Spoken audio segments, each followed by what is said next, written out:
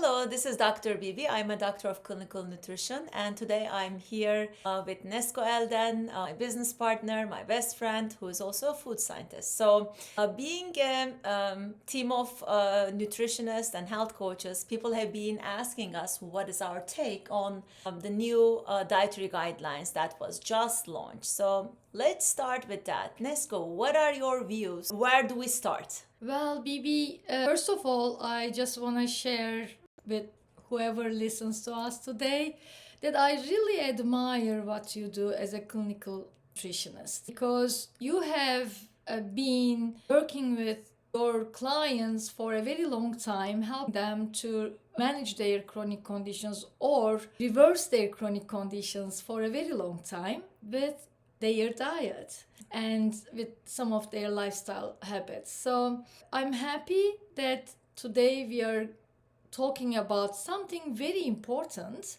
for the whole public. Today we know that 50% of Americans have pre-diabetes or diabetes. This is a huge number. Exactly. 75% of the population, these people, have at least one chronic condition. That is a big number. And what we know is the 90% of the healthcare spending goes to treating the chronic conditions. Yes, these are manageable ones, right? Yeah. With lifestyle Yeah. and diet. And actually, almost 50 cents of a dollar, of a federal dollars, go to the healthcare to treat these chronic healthcare issues that can be mostly manageable or reversible with what we eat. Yeah, that's correct. So this is the basis of why these have been reworked and why we're with a change food pyramid. So we have talked a little bit about the food pyramid, and it could be misinterpreted in different ways because of some of the things that shows. I know that you're not happy with most of the animal proteins being at the top there, but at the same time, when you go into the documents, supporting documents, there one is over 400 pages. There's a bunch of supporting documents for the public, for the professionals. So if you go there, there's actually a lot of recommendations and personalizations. So let's start there. Let's highlight some of the things that are very important there, important takeaways from those documented documents. So where do you want to start? Well, the pyramid and the overall approach is bringing our focus into real food and avoiding highly processed foods. When we talk about the highly processed, it means those foods that are packaged, having artificial flavors, artificial sweeteners in them, artificial preservatives in them, because they're ready to eat mostly or easy to eat. And in our busy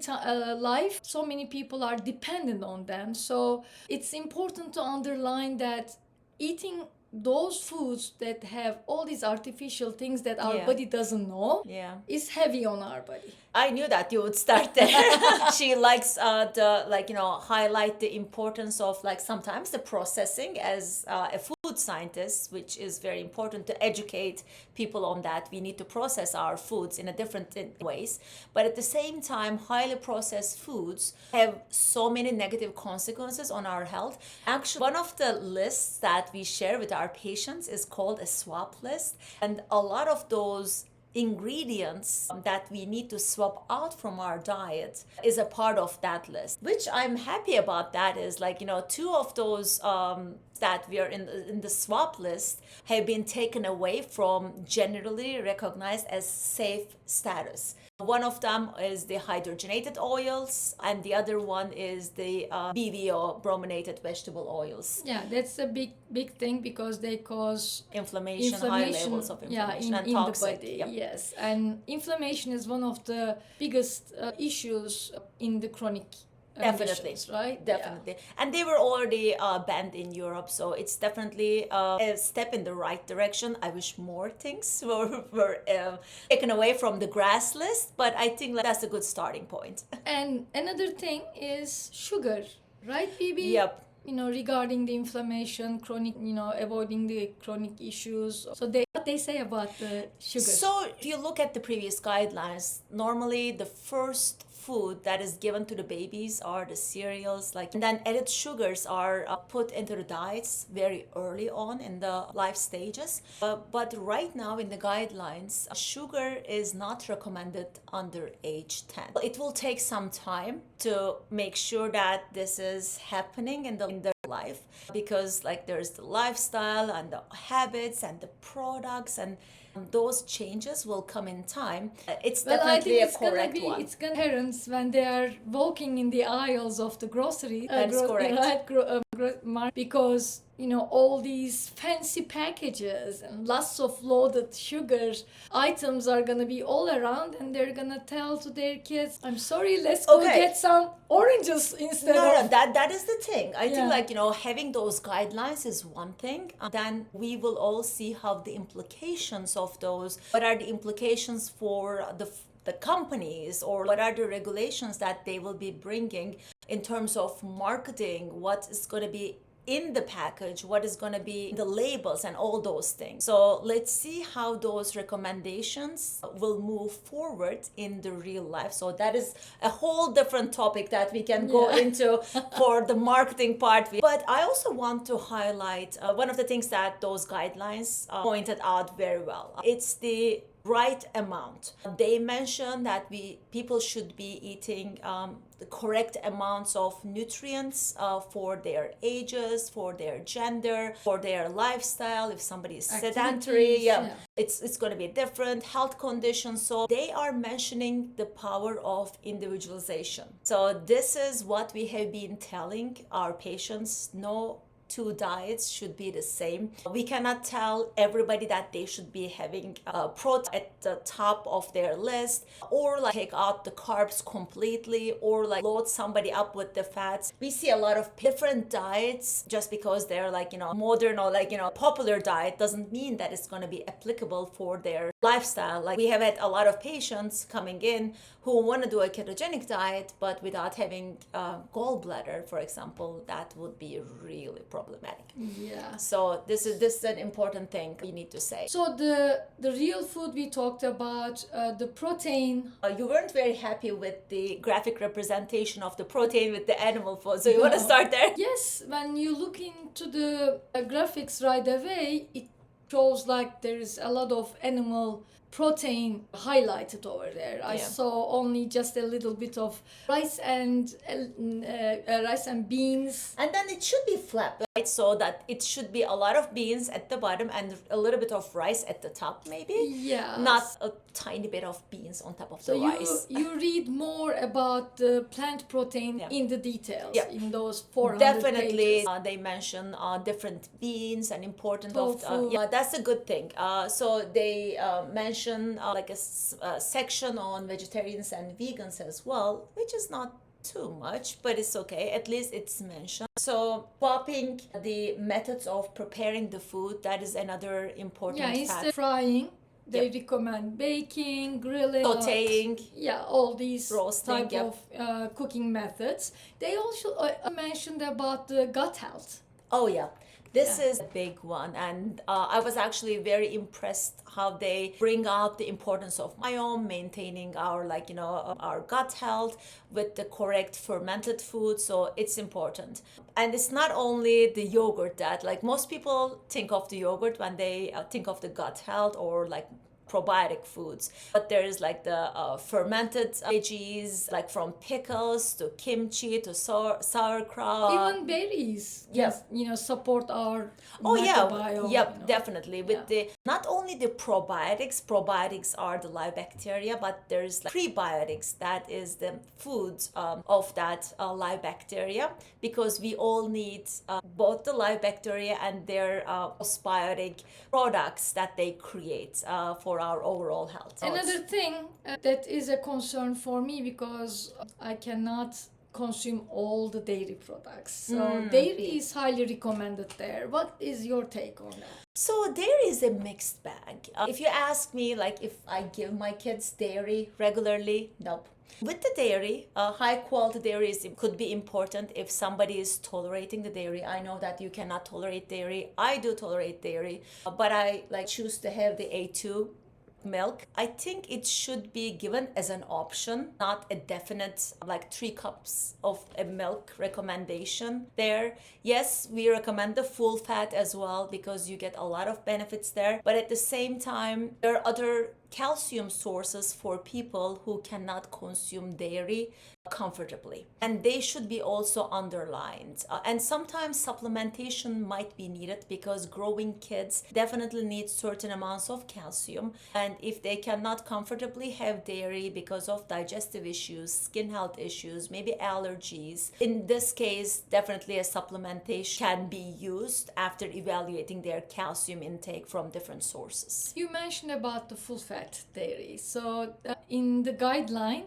another thing that I like about is actually they mention about high quality Fats yes. and oils, yes. Yes. Even though it's not labeled in the pyramid, we assume that it's olive oil. So getting away from maybe like the seed oils and then going into really beneficial olive oil would be a really good one.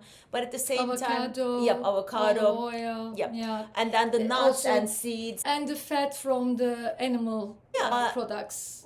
Butter, that kind of fats, Tallow, beef tallow, tallow, yep, or like coconut oil can be also used for different And reasons. the important part is actually the oil, the healthy oil should be around 10%, not more than 10% of the total daily consumption, according to the guidelines. So it is like 2 tablespoons per day kind of thing. So it's And not like that too is much. that is a general recommendation. Yeah. So everybody is different. Again, like how you process those oil, what your health conditions are, and we also need to remember, As like you you cannot. mentioned about the gallbladder issues. Yes, or gallbladder something, issues. yeah. Also, we also need to think about people with the pre-existing condition, like or extra weight. You cannot take those recommendations or this pyramid and then apply it into people's lives directly. So even if you want to go into that pyramid route, there needs to be an interim solution for people who need to maintain their wellness. So if somebody is like super healthy, no other issues in the midlife, yes, maybe they would be taking that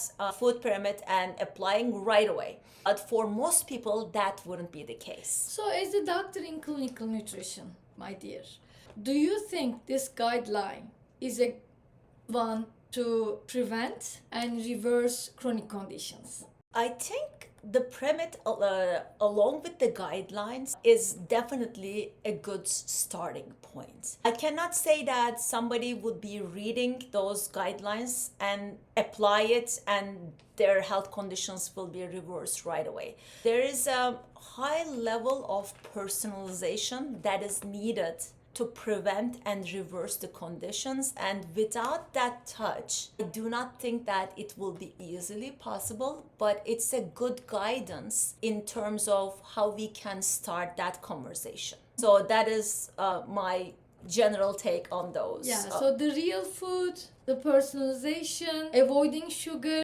using high quality fat and protein, and eating rainbow colors of fruits and vegetables.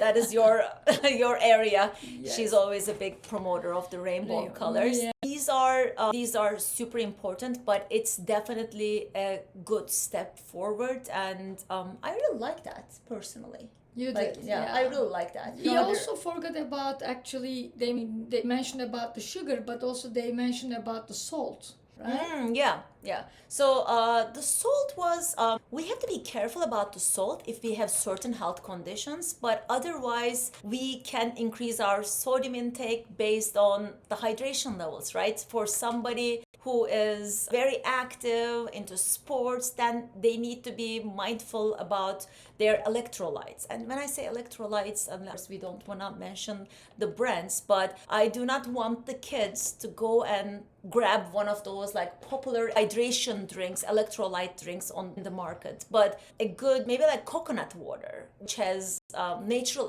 electrolytes, or maybe like, having a little bit of like, water with half a lemon's juice squeezed with a little bit of honey inside and a sprinkle of salt. Yeah, like, trace mineral drops inside would be an amazing hydration drink. So yes, like, and importance of salt we should remember, but people with certain health conditions still need to be mindful of their salt intake. So Yeah.